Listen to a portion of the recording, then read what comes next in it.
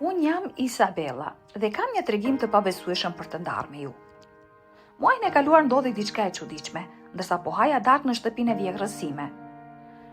Për ndonjë arsye të panjohur shpesh ndihesha keq pas fakteve atje, gjë që ndezi dyshimet e mia.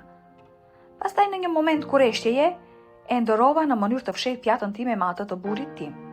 Ngjarjet që pasuan më pas ishin asgjë më pak se të çuditshme. Gjithmonë ndihesha keq kur gatuante vjehra ime. Pastaj ndërova pjatat me burrin tim. Kisha vënë re një shqetësim në stomak për një kohë para se të veproja më në fund. Zakonisht duheshin rreth një orë para se të më kapnin ngërçet, por dhimbja ishte ndryshe nga çdo gjë që kisha përjetuar ndonjëherë.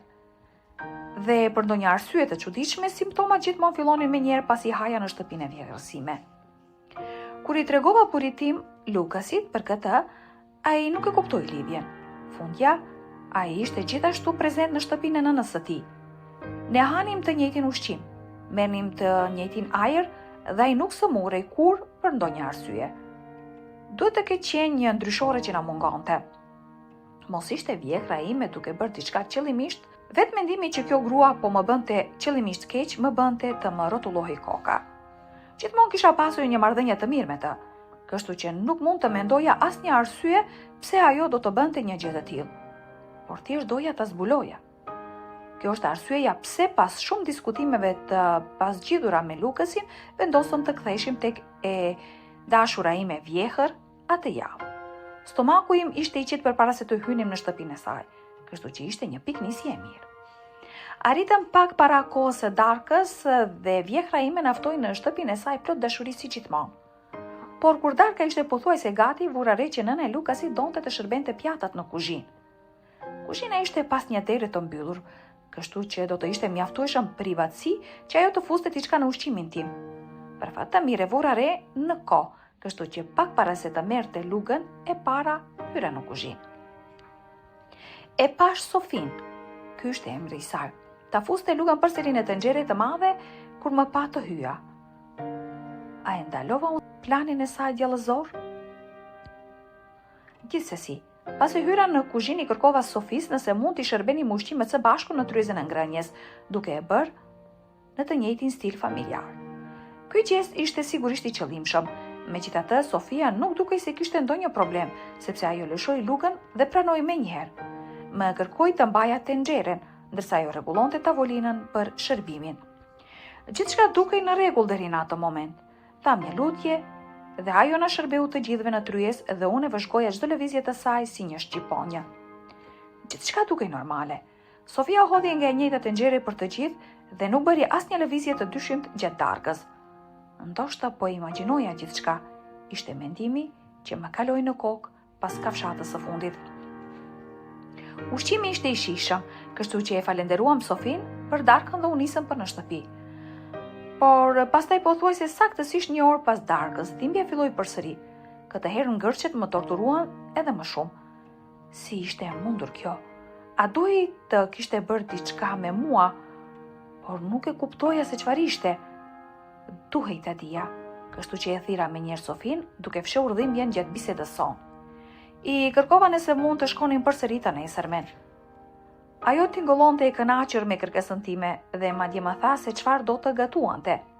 Sofia ishte emocionuar, por unë isha në një mision. Të nesërmen pothuajse gjithçka shkoi në të njëjtën mënyrë. Hëngrëm sërish në stilin familjar, por këtë herë gjërat do të ishin ndryshe.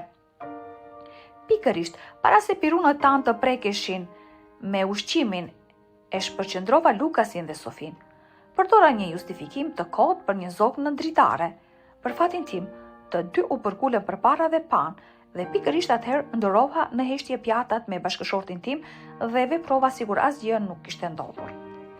Hëngrëm darkën dhe unë vëzhgova sjelljen e saj nga afër. Lukas dukej plotësisht mirë gjatë darkës, por kjo ndryshoi tërësisht në rrugën për në shtëpi. Filloi me një rënkim të lehtë, por ai zë i papritur u përshkallëzua shpejt, madje duke e detyruar Lukasin të ndarte makinën në anë të rrugës. Më kërkoi të merrja timonin se trupi i tij po e lëndonte aq shumë. Pasi u ndalëm plotësisht në anë të rrugës, ai më tregoi atë që tashmë i kisha fiksuar. Tha se stomaku i tij dukej sikur po e sulmonte nga brenda, dhe kjo e konfirmoi këtë. Sofia po përpiqej të më helmonte. Si, nuk e dija, por kjo dhimbje nuk ishte aksident. Sa po arritëm në shtëpi e dija saktësisht çfarë të bëja. Tashmë isha njohur me dhimbjen e Lukasit, pasi dikur isha unë ajo që e merja bekimin e darkës së Sofis. Mbushja një vaskë me ujë të ngrohtë, i dhash Lukasit disa qetësues dhe së bashku pritëm për disa orë. Më në fund dhimbja u zbut dhe ishte ai momenti kur ja tregova të gjitha. I tregova Lukasit për ndryshimet e mia rreth ushqimit që përgatiste nëna e tij. I thash gjithashtu se i kisha planifikuar darkën e dytë me qëllim dhe se në mënyrë të fshehtë kisha ndëruar pjatat. Lukas mbeti i tronditur dhe donte të dinte më shumë, por kur i thash se i kisha parë Sofin të merrte nga e njëjta tenxhere për të gjithë, e kuptuam që duhej të kërkonim faktorë të tjerë. U bë heshtje për disa minuta, ndërsa të dy përpiqeshim të kuptonim diçka. Dhe pastaj më ra një ide. Jam pjatat, bërtita, duke haruar krytësisht që Lukas ishte vetëm pak hapa larg meje. Ushqimi është plotësisht i njëjtë, por nëna jote më jep gjithmonë të njëjtën pjatë çdo herë. Ja shpjegova Lukasit, ai fërkoi veshët duke treguar se i kisha bërtitur shumë fort, por pasi u qetësua, më pa me një shikim plot pikpyetje. Pse do ta bënte ajo një gjë të tillë? Më pyeti Lukasi. Nuk mund t'i jepja bashkëshortit tim një përgjigje të kënaqshme, të paktën jo ende, por e dija se diçka nuk shkonte. Duhej të shkonim menjëherë në shtëpinë e Sofias. Brenda 15 minutash qëndronim përpara derës së saj. I vjera ime hapi derën dhe sa po e bëri këtë nuk humba kohë. E pyeta për pjatat dhe faktin që gjithmonë më shërbente me të njëjtën. Tashmë e dija përgjigjen, por përsëri u befasova kur e ndëgjova prej saj. Po, tha Sofia. Ajo tha se ishte thjesht një zakon i vjetër, diçka për nderimin e mysafirit më të veçantë me pjatën më të bukur të shërbimit. Për një moment dyshimi im u fashit paksa. Unë ndjeva e vlerësuar nga vjekra ime, por menjëherë u përmenda dhe i kërkova të shihja kompletin e pjatave. Sofia shkoi në dhomën e ndenjes me 6 pjata të grumbulluara. I vendosi mbi tavolinë. Të gjitha kishin ilustrime me ngjyra të ndryshme. Sipër dhe unë i inspektova të gjitha. Cila është ajo që ma jep gjithmonë mua? E pyeta. Sofia tregoi nga jeshilja, kështu që e mora atë në dorë. Më dukej si një pjatë e zakonshme në fillim, ndaj e dija që nuk do të merrja një përgjigje aty për aty. I kërkova Sofis nëse mund ta merrja pjatën me vete. Nuk ja shpjegova arsyen në ato moment. Ende dyshoje se Sofia po më helmonte, kështu që të zbuloja synimin tim do të kishte qenë budallallëk. Për fat, Sofia pranoi dhe më lejoi ta merrja pjatën pa shumë pyetje. Në shtëpi kërkova në internet për përgjigje, pjata kishte një numër serial të cilin e shkruajte në disa faqe të ndryshme. Mrekullisht, mora një përputhje në kërkimin e dytë. O Zot, thash me vete, kjo është prodhuar në vitin 1824. Ishte vetëm viti i prodhimit, por më dukej i rëndësishëm, dhe ajo ndjesi e brendshme do të rezultonte saktë më vonë. Ajo që dija me siguri ishte se më duhej ndihmë, dhe dija saktësisht ku ta gjeja atë. Kisha një mike që punonte në një muze lokal dhe nëse ndonjëherë mund të më ndihmonte me antikitetit, ajo ishte personi i duhur. Pasi arrita në muze, shoqja ime inspektoi pjatën dhe menjëherë bëri disa zbulime interesante. Kjo është një gjetje e rrallë, tha ajo. Më pyeti se ku i kisha marrë këtë pjatë dhe unë i shpjegova që ishte në pronësitë e nënës së Lukasit. Ajo ndëgjoi me vëmendje dhe pastaj tha diçka që më shokoi. Mos më thuaj që ke ngrënë nga kjo. Ato ishin fjalët e saj të sakta. Mënyra se si e tha më bëri të tërhiqem mbrapa për një moment. I thash se po, kisha ngrënë dhe më pas gjithçka u bë e qartë. I shpjegova që kjo ishte një nga 6 pjesët që kishte vjegra ime dhe të gjitha ishin me ngjyra të ndryshme dhe unë kisha ngrënë nga ajo jeshilja. Pas kësaj shoqja ime më uli dhe u përpoq të më shpjegonte sa më mirë që të mundej se sa me fat isha. Para vitit 1850, krimi i bojës së gjelbër nga materiale natyrale ishte pothuajse i pamundur. Materiale për ngjyra të tjera mund të gjendeshin lehtësisht, por për të bërë ngjyrën e gjelbër duheshin përdorur kimikate të rrezikshme dhe gjëra të tjera të dëmshme. Kjo metodë u ndalua më vonë kur u zhvillua mënyra e re për prodhimin e ngjyrave. Kështu pas vitit 1850 ngjyra e gjelbër në enët e kuzhinës nuk përbënte më rrezik, por pjata ime ishte nga viti 1824 që e bënte atë shumë helmuese. Askush nuk duhej të hante prej saj. Kjo pjatë duhej të përdorej vetëm për ekspozim, jo për konsum ushqimi. Mund të them me plot goje që ky zbulim më dha të dridhura. A e dinte nëna ime e ligjshme për këtë fakt? A po përpiqej ajo me qëllim të më helmonte? Me hira pyetje më vëshuan në mendje dhe kishte vetëm një mënyrë për t'u përgjigjur atyre. Duhej ta përballja Sofin me këtë zbulim. Pasi i thash lam të mirë shoqës sime, mora pjatën dhe u nisa me makinë drejt shtëpisë së Sofis, sa më shpejt që ishte e mundur. E thira zilën e derës dhe e pash në fytyrë armiken time të mundshme. I aparaqita në nësime të ligjshme, pjatën dhe faktet, dhe për habin time Sofia u trondit po aq sa unë. Si erdhi ky komplet pjatash në duart e tua? E pyeta. Dhe ajo pyetje hapi një tjetër kuti misteresh. Mistere me përgjigje që ishin edhe më të errta se sa pjata e gjelbër përpara meje. Sofia tha që ky komplet ishte pjesë e trashëgimis nga jati.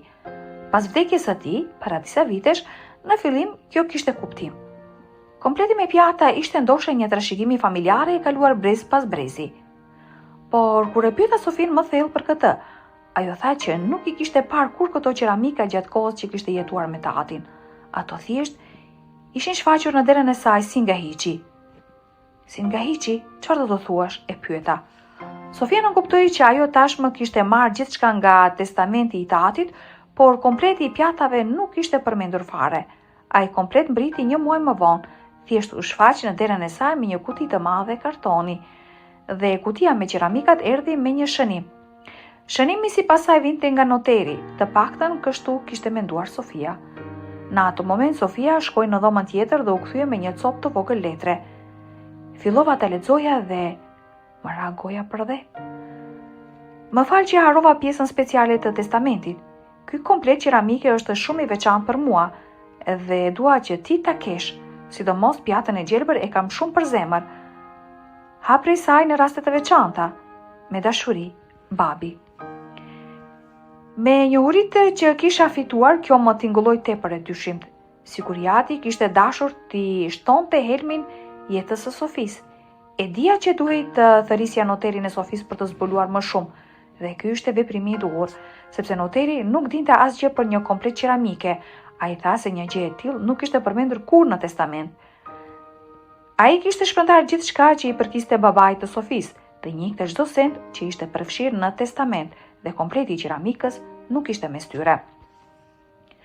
Po Sofia kishte marrë çdo sent të fundit nga trashëgimi e tatit, ndryshe nga dy fëmijët e tjerë të tij, të cilët nuk kishin marrë asgjë. Pse nuk morën asgjë? E pyeta Sofin. Ajo më përgjigj se ata e kishin braktisur tatin në një shtëpi pleqësh. Nuk kishin treguar asnjë interes për të dhe kur ai vdiq, i la gjithçka vetëm Sofies në testament. Kur nëna ime e ligjshme tha këto fjalë, historia mori një tjetër kthes, por unë po filloja ta kuptoja ku po shkonte kjo punë. Si reagim thira policin për të parë nëse dyshimi ishte i saktë. Sofia dhe unë folëm me policin bashk, duke u shpjeguar gjithçka që kishte ndodhur dhe duke u treguar pjatën e gjelbër nga e cila kisha ngrënë. Fatmirësisht ata e morën çështjen shumë seriozisht dhe u ofruan të ndihmonin menjëherë. Pas kësaj nuk na desh shumë kohë për të zbuluar të vërtetën e plotë rreth këtij kompleti qeramike. Përballë shtëpisë së Sofis ndodhej një shtyllë ndriçimi dhe në atë shtyllë ishte vendosur një kamera sigurie e lagjes disa vite më parë. Sofia dhe policia e dinin për ekzistencën e saj, por fatmirësisht jo të gjithë e dinin. Ne e quam në stacionin e policisë ku ndodhej pamja filmike. Sofia nuk ishte shumë e mirë me teknologjinë, ndaj isha unë ajo që lejova të kontrolloja pamjet. Sofia më qëndronte pranë teksa unë kërkoja pamjet nga ditët përreth momentit kur u shfaq kompleti i qeramikës. Nuk na u desh shumë që të zbulonim kush e kishte bërë veprën, sepse pas rreth një ore kërkimi Sofia tregoi me gisht. Pam dy njerëz që po afroheshin te dera e shtëpisë së saj. Ata mbanin një kuti të madhe ngjyrë kafe. Pamjet nuk kishin zë, andaj nuk mund të dëgjonim çfarë thoshim, por nuk kishte nevojë për fjalë, sepse imazhet flisnin vetë. Njëri prej tyre hapi kutin dhe nxori njërën prej pjatave për një kontroll të fundit, ndërsa tjetri, djaloshi, shikoi drejt e në kamerën e sigurisë. I njoh, bërtiti Sofia. E shpresoja që ti njihte. Dhe ajo që tha, më pas më vërtetoi dyshimin. Sofia tregoi dy njerëz dhe tha se ata ishin vëllezërit e saj. A është kështu? E pyeta. Po, nuk i kam parë ata për vite me radhë, tha Sofia, ende duke mos e pranuar plotësisht atë që po shihte në pamje. Por unë e dija tashmë se çfarë po ndodhte, dhe policia lokale dukej se ishte në të njëjtën linjë mendimi me mua. I tregova atyre çfarë kisha parë në pamjet filmike dhe ata menjëherë filluan të sillnin të dy vëllezërit për t'i marrë në pyetje. Ishte një moment i paharrueshëm kur ata u kapën dhe pas një interrogarje të shpejtë dhe pa shumë mundim, ata pranuan gjithçka. Dy vëllezërit ishin të etur për të marrë pjesën e tyre të pasurisë dhe ishin të zemëruar që Sofia kishte marrë gjithçka. Ata nuk kishin asnjë kujdes për baban e tyre, prandaj vendosën të përdorin planin e tyre të ligë. Ata kishin bler pjatat në një ankant online me dieni për helmin e merkurit dhe bojën e gjelbër. Kishin planifikuar ta helmonin Sofin ngadalë, duke i thënë se baba i saj e kishte lënë të hante nga pjata e gjelbër, por ata nuk e kishin parashikuar që Sofia do t'i jepte atë pjatë gjithmonë mysafirëve të nderuar, dhe kështu në këtë rast isha unë. Ishte nder për Sofin që më kishte menduar kështu, por me të mërshmja ishte se sa mizore kishin qenë vëllezërit e saj.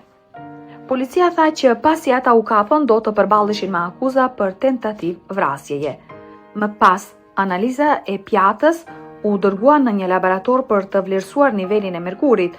Ata e konfirmuan se unë isha me fatë që e kisha shpëtuar, pasi i kisha shpëtuar pasojat e helmit, edhe pse isha më e re dhe më vitale se Sofia, e cila e kishte shfaqur më shumë dhe mund të kishte pasur pasojat e rënda. Pasi ndihmova Sofin të shpëtonte jetën e saj, kjo ngjarje e bëri lidhjen tonë edhe më të afërt. Kur vëllezërit e Sofies u arrestuan dhe u quan pas hekurave, unë e mora Sofian dhe kërkova ndjesë për çdo dyshim që kam pasur ndaj saj. Ne shkatruan pjatën që kishte helmin, kështu që askush nuk mund ta përdorte më atë. Vëllezërit e Sofias u burgosën për tentativë vrasjeje dhe lidhja jonë u bë edhe më e fortë pas kësaj ngjarjeje. Unë e dua Sofin me gjithë zemër dhe kjo histori çmendëse e ka bërë dashurinë time për të edhe më të madhe. Cilat ishin reagimet tuaja gjatë këtij tregimi? A mendoni se është e mundur që dikush të arrijë deri në këtë pikë për pasuri? A ka ndodhur diçka e ngjashme në jetën tuaj? Lini mendimet dhe pyetjet tuaja në komentin më poshtë. Ju faleminderit.